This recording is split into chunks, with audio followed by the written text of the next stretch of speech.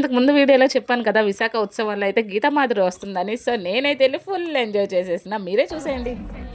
నేనైతే ఈవెంట్ మొత్తం కంప్లీట్ అయ్యేంత వరకైతే ఉన్నాను. ఇంకా టైం అయితే 11 అయిపోయింది. అండ్ ఈ కార్యక్రమాన్ని ఇంత బాగా ఆర్గనైజ్ చేసిన శ్రేయస్ మీడియా వారికి ప్రత్యేక అభినందనలు. నేను ఇంతలాగా ఎంజాయ్ చేయడానికి మాత్రం కారణం మా బావేని. ఫస్ట్ అయితే వద్దని అంటారు. ఆ తర్వాత వీళ్ళు చూసుకొని ఎలాగైనా సరే తీసుకొనెళ్తారు. ఇంతకు మించి ఇంకేం కావాలి చెప్పండి? ఒక అమ్మాయికి వెంటే ఉండి నడిపిస్తూ ఇంతలా సపోర్ట్ చేస్తున్న భర్తకి ఏం చేసినా తప్పు.